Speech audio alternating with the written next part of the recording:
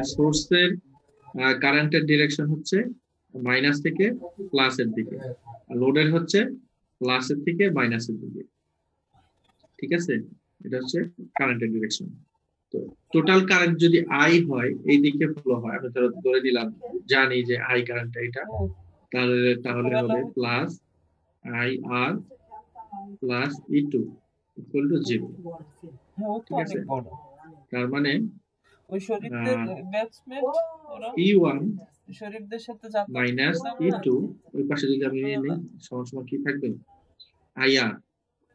ঠিক আছে, আচ্ছা, তো এইটাই যদি আমি ম্যাগনেটিক সার্কিটের ক্ষেত্রে অ্যাপ্লাই করি, যে ম্যাগনেটিক সার্কিটের ক্ষেত্রে আমাদের এই অ্যাম্পিয়ার সার্কিটের লটা কিরকম, ওটা যদি আমি অ্যাপ্লাই করি, দেখো এই ম্যাগনেটিক সার্কিটের ক্ষেত্রে, তাহলে দেখো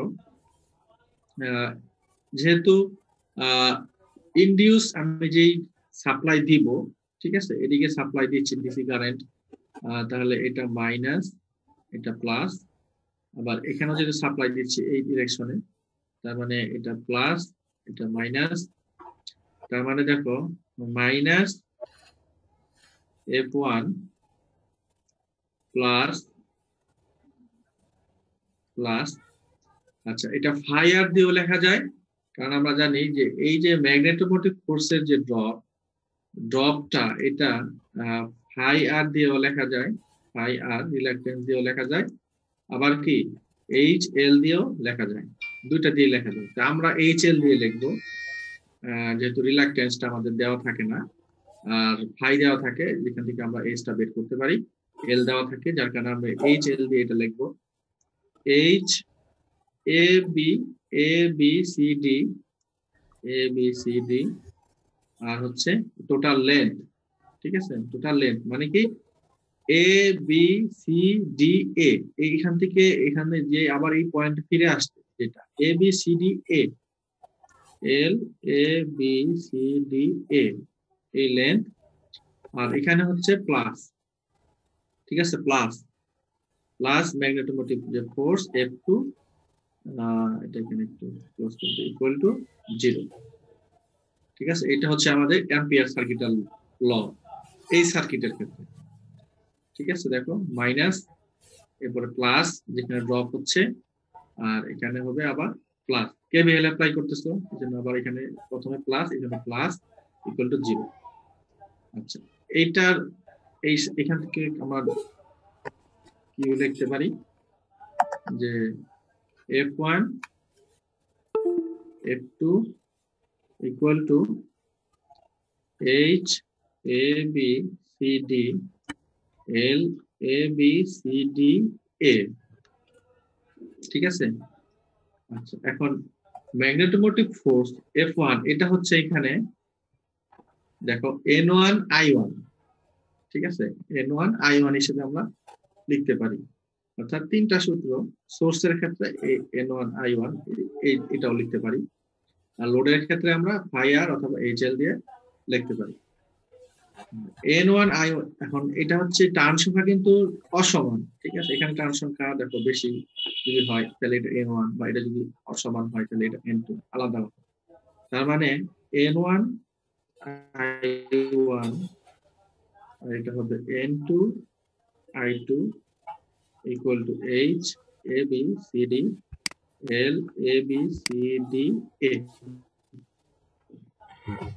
ঠিক আছে, আচ্ছা, আমাদের বের করতে বলছে কি, আরেকবার একটু, আমি আবার নেট প্রবলেমের জন্য শুনতে পারি নাই স্যার।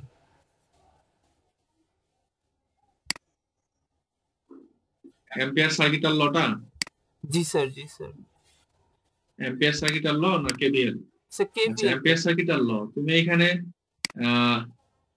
কেভিএল, আচ্ছা, কেভিএল তুমি একটা নির্দিষ্ট নোড থেকে এই তোমার কেভিএল একটা ক্লোজড লুপে যে টোটাল ভোল্টেজ রাইজ ড্রপ এর যোগফল সমান সমান কি 0। তুমি এখান থেকে শুরু করে প্রথমে যখন যাচ্ছ তখন দেখতেছো এখানে ভোল্টেজ প্রডিউস হচ্ছে। ঠিক আছে, তো কারেন্টের ডিরেকশনটা তুমি প্রথমে দিয়ে নিতে হবে, কারেন্টের ডিরেকশনটা তুমি ধরে নিলাম, দেখে নিলাম যে এইটা এই ডিরেকশনে। তো একটা শুরুতে একটা টেকনিক আছে যে যে চিহ্ন সামনে থাকে, ভোল্টেজের যে সাইনগুলা চিহ্নগুলা এটা যদি আগে আমরা দিয়ে নেই তাহলে আমাদের কেভিএল অ্যাপ্লাই করাটা সহজ। ঠিক আছে, কেভিএল অ্যাপ্লাই করাটা সহজ। আরেকটা কথা আমি তোমাদেরকে এটা বলছি, এটা হচ্ছে যে যদি এটা রেজিস্ট্যান্স হয়, এটা যদি আমরা জানি এইটা হচ্ছে কারেন্টের ডিরেকশন, কারেন্ট এখান থেকে এখানে, তার মানে দেখতেছো সোর্সের ক্ষেত্রে কারেন্টটা যাচ্ছে কোথায়, মাইনাস থেকে প্লাসের দিকে। আর যখন লোডের ক্ষেত্রে কারেন্টের ইন্টারিংটা হচ্ছে প্লাস, প্লাস দিয়ে ইন্টার করে আর মাইনাস টার্মিনাল দিয়ে লিভ করে।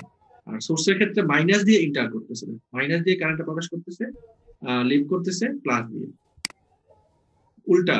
ঠিক আছে, কারণ এটা স্বাভাবিক, কারণ এটা সে সাপ্লাই দিচ্ছে আর এটা সে রিসিভ করতেছে।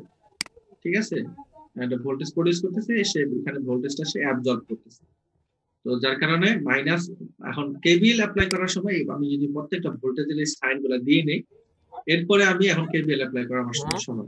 ধরো একটা যে কোনো নোড ধরে কেভিএল অ্যাপ্লাই করতে ওই পয়েন্টে, ঠিক আছে। অর্থাৎ এখান থেকে গিয়ে সামনে যে চিহ্ন, মানে আগে যদি ভোল্টেজের সাইনগুলো আমরা দিয়ে নেই তাহলে আমার আর কিছু করতে হবে না, আমার জাস্ট যে চিহ্ন সামনে পাবো ওই চিহ্ন লিখবো।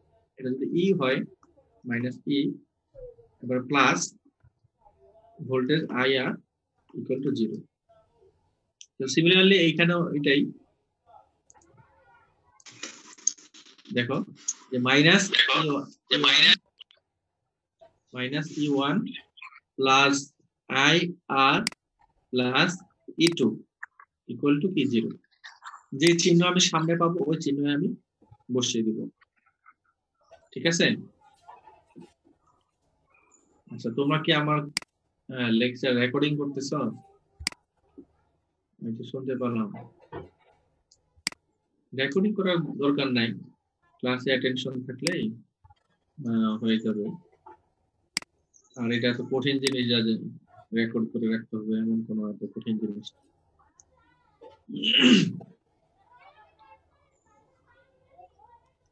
আচ্ছা, তো এটাই আর কি, যে অ্যাম্পিয়ার সার্কিটের ল এরকমই, যে এটা মাইনাস প্লাস আর ড্রপটা আমি প্লাস দেব, আবার এই এখানে তো সোর্স, এখান থেকে আবার ড্রপ প্লাস, এটা ড্রপ না এটা সাপ্লাই, প্লাস মাইনাস, যেহেতু আমি একটা নোড থেকে আবার ওই নোডে চলে আসতেছি, তো যার কারণে আবার এই মাইনাস, আবার এখানে প্লাস, আবার এখানে প্লাস হয়ে 0। ঠিক আছে, তো এটা হচ্ছে আমাদের যে equation n1 i1 n2 i2 h abcd l abcd a। তো আমাদের কোশ্চেনে চাচ্ছে হচ্ছে যে determine the secondary current i2, secondary current i2 কত, অর্থাৎ এই যে এই কারেন্টটা কত, এই কারেন্টটা কত। ঠিক আছে, তো এই কারেন্টটা কিভাবে বের করব বলো? আমরা যদি n1 এটাকে ওই পাশে নেই, এটাকে এই পাশে নিয়ে আসি, যে n1 i1 minus h abcd l abcd a divided by কি n2। ঠিক আছে, এটাকে আগে এই পাশে নিলাম, ওইটাকে এই পাশে নিলাম, n2 দিয়ে যে ভাগ করি তাহলে আমাদের i2 পেয়ে যাবে। n1 n2 দেওয়া আছে, i1 ও দেওয়া আছে, l abcd ও দেওয়া আছে, h abcd টা শুধু দেওয়া নাই। ঠিক আছে, h abcd টা দেওয়া নাই, আর সবই আমাদের অঙ্কের মধ্যে দেওয়া আছে।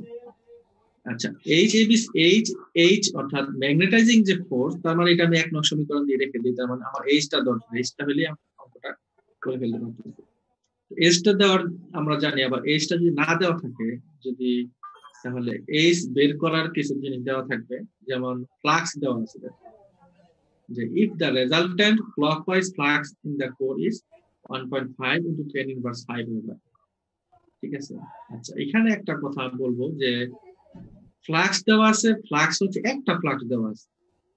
এখন কথা হচ্ছে যে আমাদের তো দুইটা, আমাদের টার্ন সংখ্যা আমরা দুই জায়গায় পেঁচাইছি। ঠিক আছে না, টার্ন সংখ্যা ট্রান্সফরমার, যেহেতু প্রাইমারি সাইডেও উইন্ডিং পেঁচানো আছে, সেকেন্ডারি সাইডেও উইন্ডিং পেঁচানো আছে। আর এখন এখানেও আমি সাপ্লাই দিচ্ছি আর এইখানেও আমি সাপ্লাই দিচ্ছি i2। আচ্ছা, তাহলে এখানে তো একটা ফ্লাক্স হবে φ1, আবার এখানে একটা ফ্লাক্স হবে φ2, তাহলে দুইটা ফ্লাক্স ছিল। কিন্তু এখানে আমাদের দেওয়া আছে যে রেজাল্টেন্ট ফ্লাক্স। রেজাল্টেন্ট ফ্লাক্স কেন? কারণ এই φ1 এর মানটা বেশি আর এই φ2 এর মানটা কম। তো কিছু পরিমাণ φ2 কিছু পরিমাণ φ1 কে রিডিউস করে দিবে। ঠিক আছে, তার মানে রেজাল্টেন্ট ফ্লাক্সের ডিরেকশনটা ক্লকওয়াইজ হবে। তার মানে এখানে যে আমাদের যে ম্যাগনেটোমোটিভ ফোর্স, এই ফোর্সটা বেশি, তার মানে φ1 এই তো রেজাল্টেন্ট ফ্লাক্সটা ক্লকওয়াইজ দিকে যাচ্ছে। ঠিক আছে, ক্লকওয়াইজ।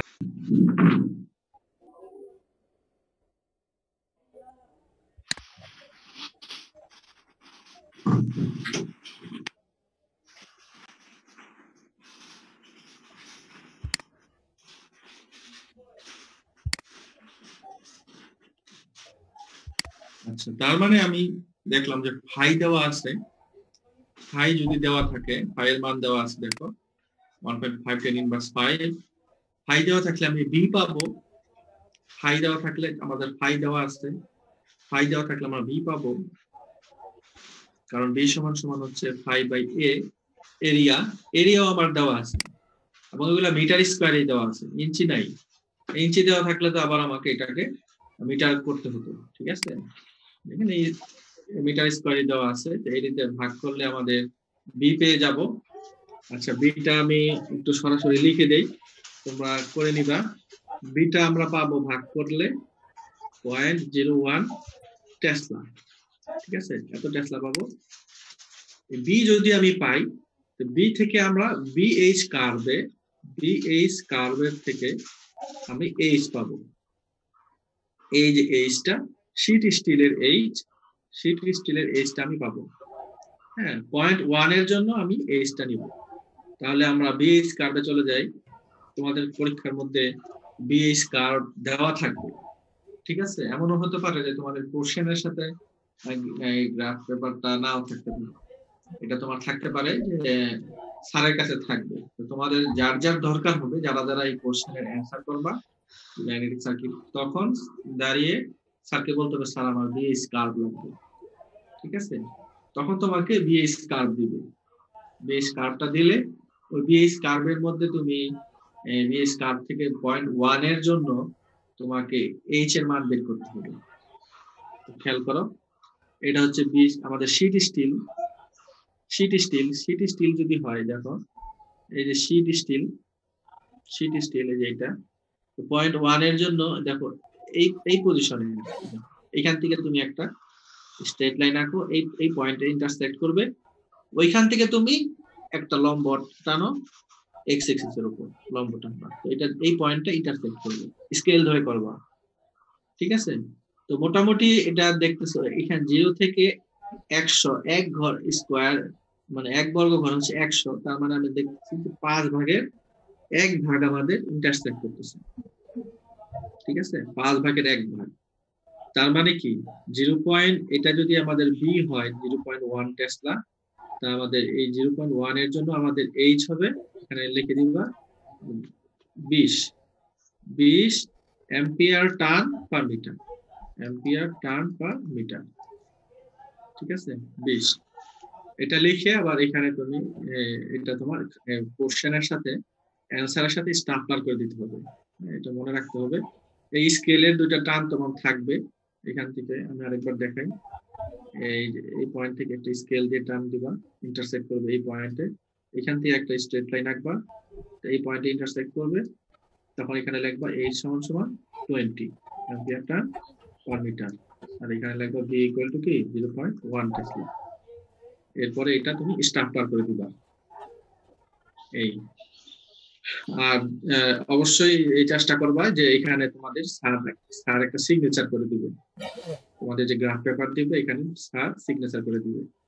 ঠিক আছে, আচ্ছা, এটা হচ্ছে এই কাজটাও করতে হবে এক্সট্রা। অঙ্ক একদম ইজি, জাস্ট এই কাজটা একটু এক্সট্রা করতে হয়, আর কিছু না। তো 0.1 এর জন্য আমাদের এখানে এইচ এর মান বেড়ে যাবে 20 অ্যাম্পিয়ার টার্ন পার মিটার। ঠিক আছে, তাহলে দেখো এখন সবই আছে আমার এখানে। N1 আছে, N2 আছে, I1 দেওয়া আছে, এলএবিসিডি দেওয়া আছে, এইচটা আমরা বের করে নিলাম, সব বসাই দাও, সব বসাইলে তুমি কারেন্টটা পেয়ে যাবে। কারেন্টটা বের হবে, আমি সরাসরি বসিয়ে দিলাম 3.89 অ্যাম্পিয়ার, এটা অ্যান্সার। ঠিক আছে, আচ্ছা এই অঙ্কে কারো কোনো প্রবলেম আছে, বুঝতে পারো না?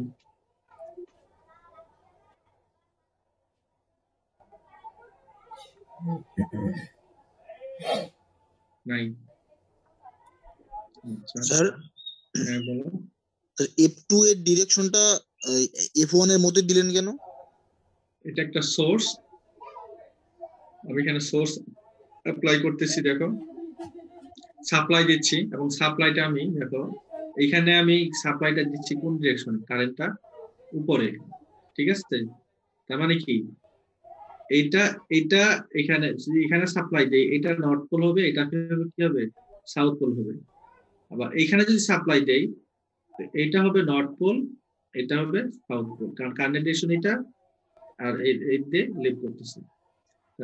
নর্থ পোল থেকে সাউথ পোলের দিকে ফ্লাক্স যাবে, তার মানে নর্থ পোল থেকে সাউথ পোলের দিকে ধরো এই φ1 আসতেছে, আর এইখান দিকে যাবে φ2। তো যেহেতু φ1টা বড়, তার মানে φ1 থেকে φ2 কিছুটা কমে রেজাল্টেন্ট যে ফ্লাক্সটা থাকবে এটা হচ্ছে φ। ঠিক আছে, এই φটা আমার এদিক দিয়ে যাবে, এই জন্য ফ্লাক্সটা একটা। আর যেহেতু এখানে এদিক দিয়ে তুমি কারেন্ট সাপ্লাই দিচ্ছ, যার কারণে এটা হবে প্লাস আর এটা হবে মাইনাস। ঠিক আছে, আবার এখানে প্লাস, এটা মাইনাস। বুঝতে পারছো? জি স্যার। আচ্ছা, এখন আসো যে আমাদের আমরা পড়বো আরেকটা ম্যাগনেটিক সার্কিট পড়বো, আগে একটু থিওরি পড়বো যে এয়ার গ্যাপস, যদি আমাদের এয়ার গ্যাপস থাকে আমাদের ম্যাগনেটিক সার্কিটে, তাহলে আমাদের কিছু জিনিস চেঞ্জ হবে, এই জিনিসগুলো আমরা দেখবো। তোমরা ড্র করো আমার সাথে সাথে।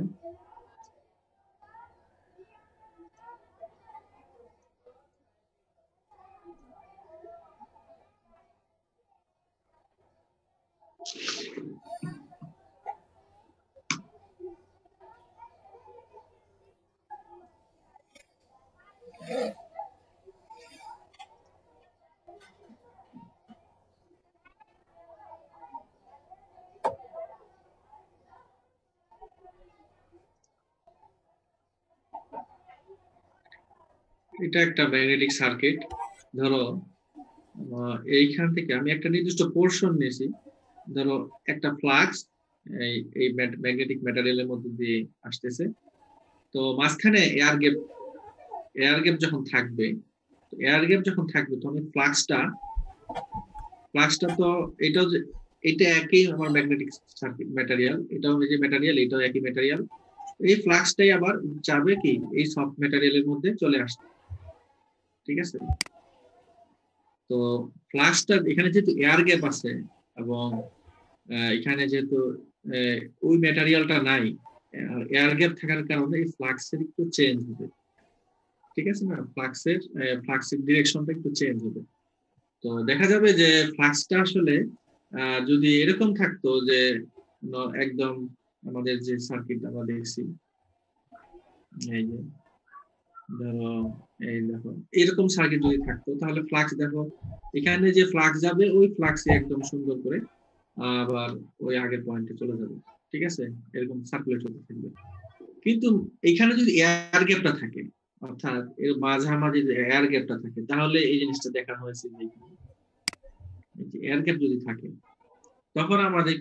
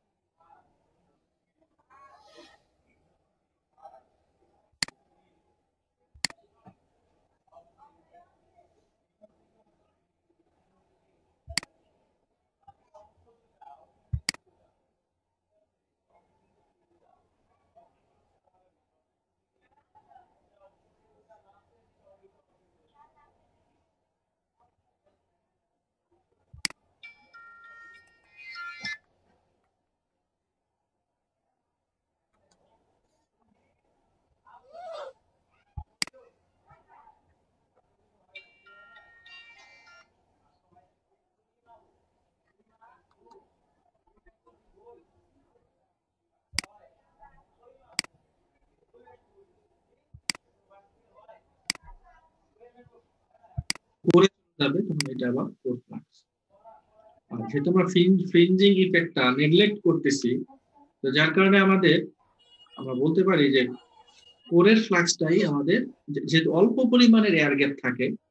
আচ্ছা, এয়ার গ্যাপের পরিমাণটা যদি বড় হয় তাহলে কিন্তু আবার এই ফাই কোর আর ফাই জি এটা ইকুয়াল হবে না। বুঝতে পারতেছ? ফাই জি আর ফাই এটা কি হবে না, ফাই জি আর ফাই কোর এই দুটা ইকুয়াল হবে না।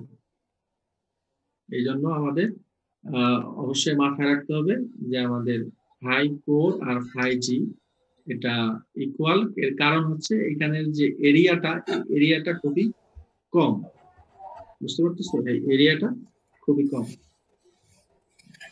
আচ্ছা, আর আরেকটা জিনিস এখানে জানতে হবে যে আমাদের যদি ফাই জি মানে কি, এয়ার গ্যাপের যে ফ্লাক্স, এয়ার গ্যাপের ফ্লাক্স কে আবার যদি আমি এরিয়া দিয়ে ভাগ দেই, এয়ার গ্যাপের এরিয়া দিয়ে ভাগ দেই, তাহলে আমরা এটাকে লিখতে পারি যে বিজি, ঠিক আছে? আবার বিজি আর এটা হচ্ছে বি কোর, ঠিক আছে? B core. এর কারণ হচ্ছে এরিয়াটা সমান। হ্যাঁ, এরিয়াটা কি, এটাকে যদি আমরা প্রস্থচ্ছেদে আমরা ক্ষেত্রফলটা বের করি, হ্যাঁ, প্রস্থচ্ছেদের ক্ষেত্রফল যদি দেখি, এই প্রস্থচ্ছেদের ক্ষেত্রফল দেখো যে এখানে যে এরিয়াটা যদি আমরা কাটি, ধরো কেটে প্রস্থচ্ছেদের ক্ষেত্রফলটা দেখি, তখন দেখবো এটা হচ্ছে একটা রেক্ট্যাঙ্গেল। এটা যদি দৈর্ঘ্য হয়, এটা প্রস্থ হয়, তাহলে এটার ক্ষেত্রফল হবে এবি। আবার এই আমার এয়ারের মধ্যে যে ফ্লাক্স যাচ্ছে, এখানেও যদি আমি এরিয়া ক্যালকুলেট করি, এখানেও যদি আমি এরিয়াটা ক্যালকুলেট করি, এরিয়া ক্যালকুলেট করলে আমরা দেখব এটা হচ্ছে এই একটা রেক্ট্যাঙ্গেল, যেটা দৈর্ঘ্য প্রস্থ এবি, আচ্ছা, ক্ষেত্রফল এবি। অর্থাৎ আমরা এখানে বলবো এর এরিয়াটাও ইকুয়াল। ফ্লাক্স অর্থাৎ এয়ার গ্যাপের যে ফ্লাক্স, এটাই হচ্ছে কোরের ফ্লাক্স। আমরা ফ্রিঞ্জিং ইফেক্ট নেগলেক্ট করছি। ফ্লাক্স মানেই এই যে একক এরিয়াতে যে ফ্লাক্স, এটা হচ্ছে ম্যাগনেটিক ফ্লাক্স ডেনসিটি, অথবা ম্যাগনেটিক ফ্লাক্স ডেনসিটি বি, আর বিজি আর বি কোর এটা ইকুয়াল, আর এরিয়াটাও আমরা equal, as equal to A core. আচ্ছা, এখন আমরা দেখব যে যদি আমরা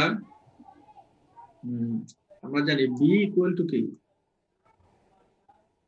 মিউ এইচ। আচ্ছা, এয়ার গ্যাপ যদি হয়, এয়ার গ্যাপের জন্য যদি আমরা এটা বের করতে যাই, তাহলে এরকম হবে বিজি ইকুয়াল টু মিউ জি, আর কি হবে এইচ জি। এয়ার গ্যাপের জন্য যদি আমরা ম্যাগনেটিক ফ্লাক্স ডেনসিটি বের করতে চাই, তার মানে এইচ জি হবে বিজি ডিভাইডেড বাই মিউ জি, অর্থাৎ এয়ার গ্যাপের পারমিয়াবিলিটি। ঠিক আছে? আচ্ছা, আর আরেকটা জিনিস আমরা এখানে ধরে নিব, এটা হচ্ছে যে এয়ার গ্যাপের যে পারমিয়াবিলিটি, হ্যাঁ, মোস্ট মানে প্র্যাকটিক্যাল অ্যাপ্লিকেশনে এই এয়ার গ্যাপের যে পারমিয়াবিলিটি, এটা ধরে নেওয়া হয় এয়ারের যে পারমিয়াবিলিটি, অর্থাৎ ফ্রি স্পেসের যে পারমিয়াবিলিটি, শূন্য স্থানে মিউ নট, ওইটার সমান ধরে নেওয়া হয়। ঠিক আছে, এটা প্র্যাকটিক্যাল অ্যাপ্লিকেশনে এটাকে ধরে নেওয়া হয়, এভাবে আমাদের ক্যালকুলেশনটা করতে হয়। তো যার কারণে মিউ জি সমান সমান আমরা মিউ নট ধরে নিব। মিউ নট যদি ধরে নেই তাহলে এইচ জি সমান সমান আমরা জানি বিজি ডিভাইড বাই মিউ নটের মান তো আমরা জানি, মিউ নটের মান হচ্ছে 4 পাই ইনটু 10 ইনভার্স 7। হ্যাঁ, আর এটাকে যদি আমরা ক্যালকুলেশন করি তাহলে বিজি এইচ জি সমান সমান পাবো বিজি সমান into 7.96 into 10 inverse 10 to the power 5। ঠিক আছে, এটা হবে আমার এইচজি। অর্থাৎ আমি যদি বিজি জানি 10 ইনভার্স 5 10 ইনভার্স 5 না 10 টু দি পাওয়ার 5 হবে, যেহেতু এখানে ইনভার্স 7 আছে। তো তুমি ক্যালকুলেশন করে দেখো 1/4 পাই ইনটু 10 টু 10 ইনভার্স 7 উপরে চলে যাবে, প্লাস 5 হবে, প্লাস 5 এইটা আমরা পাবো। অর্থাৎ আমরা দেখলাম যে 5G 5 ইকুয়াল এই ফ্লাক্স যেটা যাচ্ছে এয়ার গ্যাপের মধ্যে ওই ফ্লাক্সই আসতেছে, আবার এই ফ্লাক্স আবার কোরের মধ্যে দিয়ে যাচ্ছে। আর এটাকে ফ্লাক্স দিয়ে বলতে পারি, ফ্লাক্স রেঞ্জ আর এরিয়া যেহেতু সমান, এখানের যে এরিয়াটা আমি যেটা ক্রস সেকশন করি, তাহলে এখানে যে এরিয়া আর এইখানের যে এরিয়াটা ওইটাও সমান। তার মানে এরিয়া গুলো সমান, area core area air gap, আবার বিটাও কি ইকুয়াল। আর বি যদি আমি জানি বিজি আর এয়ার গ্যাপের যে ফ্লাক্স এটা যদি আমি জানি, তাহলে আমি এইচজি যে ম্যাগনেটাইজিং যে ফোর্স, এয়ার গ্যাপের মধ্যে যে ম্যাগনেটাইজিং ফোর্স কাজ করবে ওইটা আমরা বের করতে পারি। কি আমাদের 7.96 ইনটু 10 টু দি পাওয়ার 5 এটা দিয়ে গুণ করতে হবে, গুণ করলে আমাদের এইচজি বের হবে, এটার একক আসবে অ্যাম্পিয়ার টার্ন পার মিটার।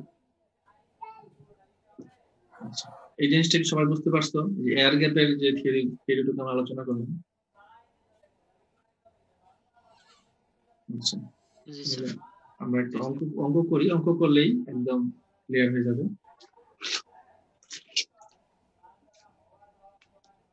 আমাদের এক্সাম্পল হচ্ছে আমার বইয়ের 12.4। আমার বইটা অবশ্য 11th এডিশনের 12.4। এই অঙ্কটা করবো এখন, 11th এডিশন। আচ্ছা, এই অঙ্কটা তোমাদের একটু দেখাতে হবে, ফিগারটা না দেখালে তোমরা বুঝবা না, ফিগারটা একটু দেখি চলো।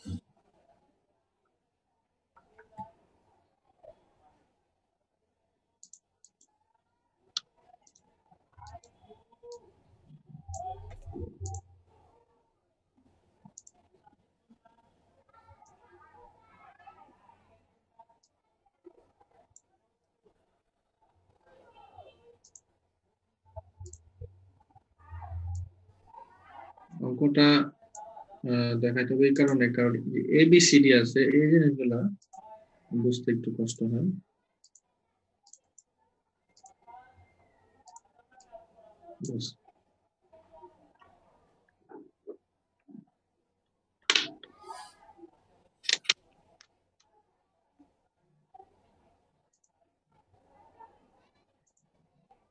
দেখো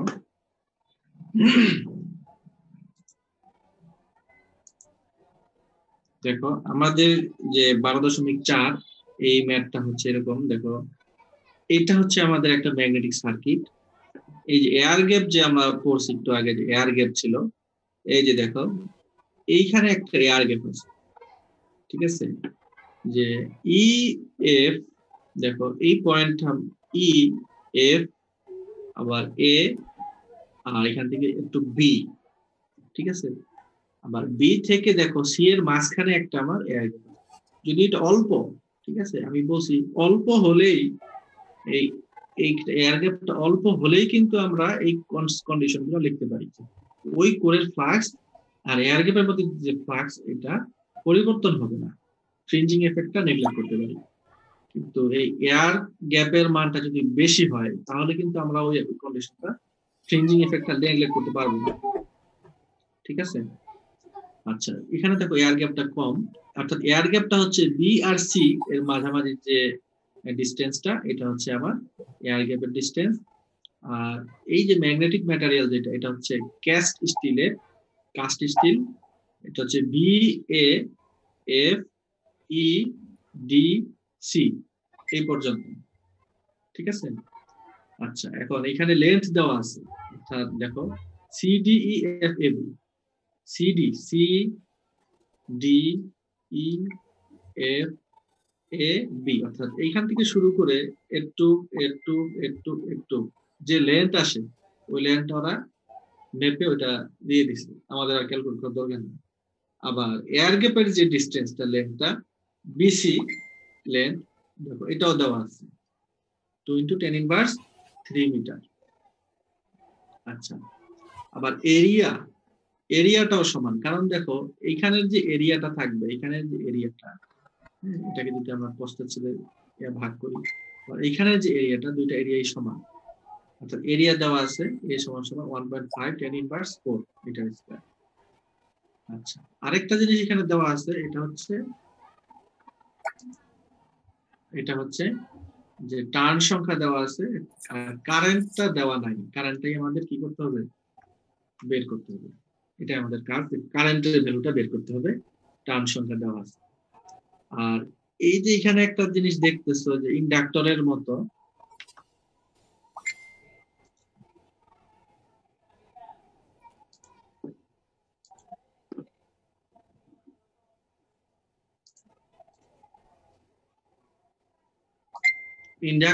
যে জিনিসটা দেখছো, এটা হচ্ছে একটা ইকুইভ্যালেন্ট সার্কিট। এটা আঁকলে মানে কিরকম হয় এটা দেওয়া আছে, কিন্তু এটা আমার দরকার নাই আর কি। এটা এইভাবে একটু বোঝানোর জন্য দিছি যে এটা আমাকে, এই কয়েলটাকে আমরা একটা ইন্ডাক্টর হিসেবে বলতে পারি আর কি, ঠিক আছে? কিন্তু এটার কোনো আমাদের কাজ নাই, এটা এইভাবে দেখানো বোঝানোর জন্য দিছে যে এটা একটা ইকুইভ্যালেন্ট ইন্ডাক্টর হিসেবে আমরা লিখতে পারি। আচ্ছা, এখন প্রথম কাজ হচ্ছে আমাদের লাগবে কারেন্ট আই। এটা ইকুইভ্যালেন্ট সার্কিট ড্র করতে হবে। ইকুইভ্যালেন্ট সার্কিটটা কি হবে, এখানে দেখো সোর্স হচ্ছে একটা, তাহলে আমাদের সোর্স, এটা আমাদের ম্যাগনেটোমোটিভ ফোর্স যেটা আমরা দিচ্ছি, এটা হচ্ছে F1, যে এটা Ni, এটা অ্যাপ্লাই করতেছি। আর একটা জিনিস খেয়াল করো, লেন্থ যতক্ষণ একই ম্যাটেরিয়াল থাকবে ততক্ষণ পর্যন্ত লেন্থের, এই যে লেন্থের টোটাল লেন্থের একটা রিলাক্টেন্স থাকবে। তো ওই রিলাক্টেন্সটা আমি লিখলাম কি, CDEF AB, CDEF AB, এই লেন্থের জন্য একটা রিলাক্টেন্স থাকবে, এই ম্যাগনেটিক ম্যাটেরিয়ালের, কাস্ট স্টিলের।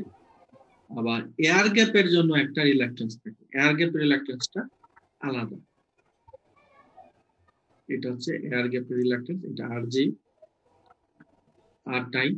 তার মানে এটা একটা সিরিজ সার্কিট। যদি এয়ার গ্যাপটা না থাকতো তাহলে টোটালটা আমার একটা রিলাক্টেন্স হবে, আর যদি এয়ার গ্যাপটা আছে এই জন্য আলাদা করে রিলাক্টেন্সটা আমরা লিখে নিছি, ঠিক আছে? আচ্ছা, এখন আমরা দেখবো যে এখানে আমরা যদি কেভিএল অ্যাপ্লাই করি, ঠিক আছে? কেভিএল যদি অ্যাপ্লাই করি, কেভিএল অ্যাপ্লাই করলে কি হবে, ম্যাগনেটোমোটিভ ফোর্স, এটাকে আমরা একবারে লিখে ফেলি, F1 সমান কি Ni আর এটা প্লাস হবে, এটা মাইনাস, এটা প্লাস, এটা মাইনাস, এটা প্লাস, এটা মাইনাস। সোর্সের জন্য ডিরেকশন, ফ্লাক্সের যে ডিরেকশন হচ্ছে কি, এটা হচ্ছে ফ্লাক্সের ডিরেকশন, ফ্লাক্স ফাই, যেটা ম্যাগনেটিক সার্কিট। অর্থাৎ সোর্সের ক্ষেত্রে যেখানে আমি সোর্স অ্যাপ্লাই করবো, সাপ্লাই দেবো, ওখানে মাইনাস থেকে প্লাস, আর বাকি যেখানে যেখানে ড্রপ হবে ওখানে হচ্ছে প্লাস থেকে মাইনাস। ঠিক আছে, তো এখানে একটা কেভিএল অ্যাপ্লাই করো, কেভিএল অ্যাপ্লাই করতে, আচ্ছা ফার্স্ট কাজ হচ্ছে ইকুইভ্যালেন্ট সার্কিট ড্র করা। এরপরে কাজ হচ্ছে কি কেভিএল, অর্থাৎ Ampere circuital rule, Ampere circuital rule apply করো। রিলাক্টেন্স দিয়ে আমরা অ্যাপ্লাই করব না, আমরা এইচ দিয়ে অ্যাপ্লাই করব। ঠিক আছে, অর্থাৎ এনআই মাইনাস, দেখো মাইনাস এনআই প্লাস, এখানে আমরা যেহেতু রিলাক্টেন্স আছে আমরা এখানে এইচ দেব, এইচ এল দেব, H C D E F A B, H into হচ্ছে L C D E F A B. ঠিক আছে, এখানে যে ড্রপটা প্লাস হচ্ছে এই ড্রপ, এখানে এই ড্রপটা কি, হ্যাঁ এই ড্রপটা হচ্ছে এইচ বিসি, দেখো সিবি, অর্থাৎ এর মধ্যে যে ড্রপটা সিবি আর লেন্থ হচ্ছে সিবি। ঠিক আছে, equal to 0, minus plus plus, minus plus plus equal to 0। এইটা হচ্ছে আমাদের অ্যাম্পিয়ার সার্কিটাল রুল। আমাদের দরকার হচ্ছে আই, আই যদি নিতে চাই তাহলে এটাকে ওই পাশে নিয়ে এন দিয়ে ভাগ করে, এটাকে এন দিয়ে ভাগ করলে হয়ে যাবে। তার মানে আই সমান সমান হবে H C D E F A B L C D E F A B plus H C B L C B, C D B C একই কথা, ডিভাইডেড বাই এন। এটা এক নম্বর ইকুয়েশন। তার মানে এই ইকুয়েশনে আমি সবগুলো মান যদি বসিয়ে দিই তাহলে বের হবে। এখন দেখো এন এর মান দেওয়া আছে, এল এর মান 100, L C D E F A B 100, B C L C B B C একই দেওয়া আছে। আমাদের দরকার হচ্ছে এইচ, এইচ এর মানগুলো আমাদের নাই। আর একটা হচ্ছে এই যে C D E F A B এই এইচ, আর একটা হচ্ছে সিবি এটার এইচ। এই দুইটা এইচ আমাদেরকে বের করতে হবে। তো এই দুটো এইচ বের করার জন্য আমাদের যে ফ্লাক্স, ফ্লাক্স দেওয়া আছে, হ্যাঁ ফ্লাক্স এই যে 0.7 × 10⁻⁴ ফ্লাক্স দেওয়া আছে, আর এরিয়াও দেওয়া আছে। তাহলে আমরা H C D E F A B এটা বের করতে পারবো। H C D E F A B এটা যদি বের করতে চাই তাহলে আমাদের এইচ সমান সমান হবে, আমাদের প্রথমে আমাদের বি বের করতে হবে। ঠিক আছে, বি বের করে নিতে হবে। বি যেহেতু ফ্লাক্স দেওয়া আছে, এই ফ্লাক্সকে এই এরিয়া যেটা দেওয়া আছে এরিয়া দিয়ে ভাগ করব। এই ফ্লাক্সকে এরিয়া দিয়ে ভাগ করে আমরা বি বের করে দেব। বি কত আসবে এটা আমি লিখে দেই, বি করে নিবা। বি আসবে 0.5 টেসলা, এটাকে এটাকে ভাগ করে 0.5 টেসলা। আচ্ছা, এই বি এর সাপেক্ষে আমাদের যেহেতু এটা সিরিজ সার্কিট, আমাদের এইচটা বের করবে, ক্যাস্ট স্টিলের এইচটা বের করতে হবে। এটা বের করতে হবে আমাদের, কিভাবে বের করব বলো তো? স্যার বিএইচ কার্ভ দিয়ে। यस, ক্যাস্ট স্টিলের বিএইচ কার্ভ, ওটা দিয়ে আমরা বের করব। ক্যাস্ট স্টিলের বিএইচ কার্ভ 0.58, এই যে দেখো ক্যাস্ট স্টিল, তার মানে এই কার্ভটা, এই যে ক্যাস্ট স্টিল, এটা হচ্ছে শীট স্টিলের, এইটা হচ্ছে আমাদের ক্যাস্ট স্টিলের যে কার্ভটা 0.5, এই 0.5। এইখান থেকে তুমি একটা স্কেলে দেখো দেওয়াই আছে, তার মানে এই পয়েন্টে ইন্টারসেক্ট করতেছে একটা, এখানে একটা পয়েন্ট তুমি ড্র করে নাও, আবার স্কেল দিয়ে আঁকো, এরপর আবার এইখান থেকে আবার একটা স্কেল দিয়ে সোজা এই পয়েন্টে ইন্টারসেক্ট করবে। এই পয়েন্টটা তোমরা বের করে নাও। এখানে এইচ কত, এটা 200 থেকে দেখো 300, 200 থেকে 300, তার মানে 100 ঘর ডিফারেন্স। আর এটাকে যদি কয়েক ভাগে ভাগ করো, 5 ভাগে ভাগ করো, তাহলে দেখো এটা 1/8 আর একটু বেশি, অর্থাৎ 290 অথবা 80 এরকম সামথিং হবে, অর্থাৎ 4/1 এখানে বইয়ের মধ্যে 280 ধরছে, ধরে নিলাম 280, তোমাদের 290 তোমার চোখের আন্দাজে হয়তোবা 290 লিখতে পারো, কোনো সমস্যা নাই। আমি ওইটা দেখবো, একদম একুরেট হয়তো এই জিনিসটা না, আমি দেখবো তুমি জিনিসটা বসাতে পারছো 290 ধরলো যে খুব এটা বেশি কি আছে। অনুমান করেই ধরতেছি আমরা? হ্যাঁ হ্যাঁ, এটা অনুমান করে ধরতে হবে, ঠিক আছে? একদম একুরেট আসবে না, তুমি স্কেল দিয়েও যদি তুমি করো তাহলে তুমি একদম একুরেট মানটা বসাতে পারবে না, ওই 5, 10, 20 এরকম ইয়া হবে, কিন্তু ওইটাতে সমস্যা নাই, আমি ওইটাতে মার্ক কাটবো, ঠিক আছে? তুমি এই জিনিসটা ড্র করতে পারছো কিনা এটাই আমি দেখবো, এই জন্য এখানে ভয় পাওয়ার কিছু নাই। এখানে তুমি এইচ এর মানটা 280 বের করে নিলা, অর্থাৎ দেখো এটা হচ্ছে 280 অ্যাম্পিয়ার টার্ন পার মিটার, এটা হয়ে গেল, এটা বের হয়ে গেল, আর বাকি হচ্ছে এই এইচটা বের হবে বাকি এইচসিবি। আচ্ছা, এইচসিবি অর্থাৎ এয়ার গ্যাপের যে আমাদের ম্যাগনেটাইজিং ফোর্স, এটা বের করতে হলে আমাদের আমরা সূত্র প্রস্তুত করতে হবে, এইচজি। এইচজি মানে কি? বিজি এর সাথে 7.96 × 10⁵ এটা গুণ করলে আমাদের এইচজি পেয়ে যাবে। তো ওই ইকুয়েশনটা আমরা এখানে অ্যাপ্লাই করব। আমাদের বিজি হচ্ছে 0.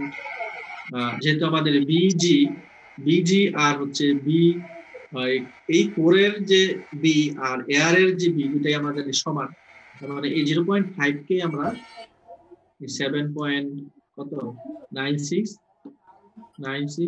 10⁵ দিয়ে গুণ করবো, 10⁵ দিয়ে গুণ করবো, তাহলে আমরা এইচজি পেয়ে যাবো। এইচজি আসবে হচ্ছে 3.98 × 10⁵, ঠিক আছে? এত অ্যাম্পিয়ার টার্ন পার মিটার।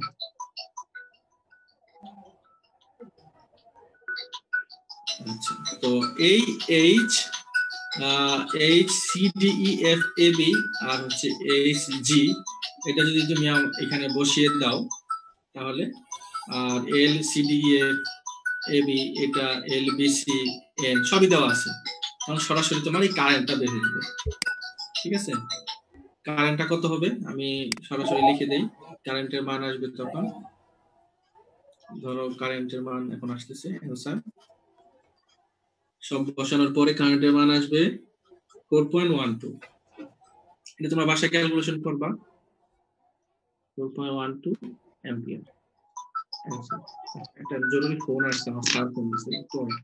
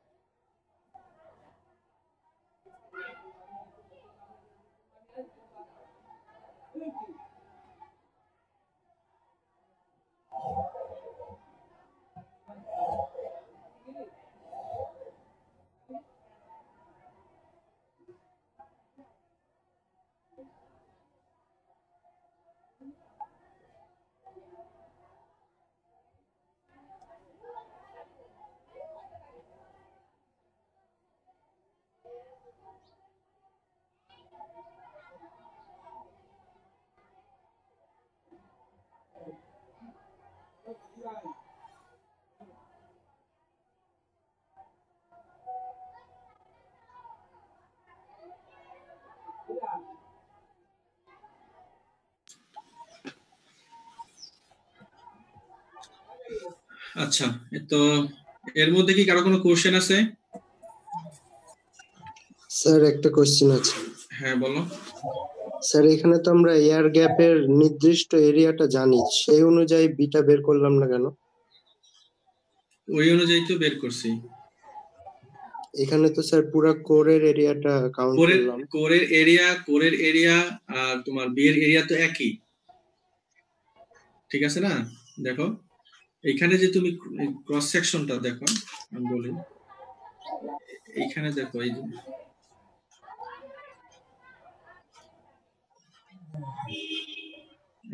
এইখান থেকে জাস্ট ওইখান থেকে একটু এয়ার গ্যাপ সেম, অর্থাৎ এখানে যে এরিয়া তুমি ক্রস সেকশন করলে যে এরিয়া পাবা, এইখান থেকে যে এয়ার গ্যাপের যে ক্রস সেকশন এরিয়া, এই দুইটা এরিয়া সমান, বুঝতে পারছো? তো যার কারণে তোমার একটা এরিয়া দিয়ে একবার বের করলে এই বিটা কমন, ক্যাস্ট স্টিলেরও বি, আবার এয়ার গ্যাপের জন্য বি, বুঝতে পারছো? জি স্যার। আচ্ছা আচ্ছা, আমাকে ওই যে অফিস থেকে স্যার ফোন দিছে আর কি, একটা ইম্পর্টেন্ট কাজ পড়ে গেছে, তো আমাকে একটু মানে অফিসে যেতে হবে আর কি, বুঝতে পারছো?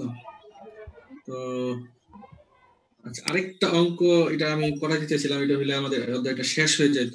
এই যে এই অঙ্কটাই লাস্ট অঙ্ক ছিল, তো এই অঙ্কটা তোমরা একটু বাসায় প্র্যাকটিস করো, 11.7, এই অঙ্কটা বাসায় প্র্যাকটিস করো, এটা বইয়ের মধ্যেই করে দেওয়া আছে। এটা যদি করে ফেলো তাহলে আমাদের এই চ্যাপ্টার শেষ। আর আমি ইনশাআল্লাহ নেক্সট ক্লাসে এটা এই অঙ্কটা করে তোমাদের অন্য কোনো টপিকসে আমরা চলে যাবো আর কি, যে অন্য কোনো চ্যাপ্টার, যে থ্রি ফেজ সিস্টেম অথবা আমাদের আরো যেগুলো আছে ইন্ডাক্টর ক্যাপাসিটর, ওগুলো আমরা করবো আর কি। তো আজকের জন্য আমি একটু ক্লাসটা এখানে শেষ করতে চাচ্ছি। আমি খুবই দুঃখিত, কারণ আমাদের স্যার একটু ফোন দিয়ে একটা ইমার্জেন্সি অফিসিয়াল কাজ আর কি, বুঝতে পারছো, যার কারণে আমাকে যেতে হচ্ছে আর কি। তো তোমাদের এর মধ্যে কি কারো কোনো কোশ্চেন আছে যে এই সার্কিটে 12.4, না স্যার। 12.3, 12.5, 12.5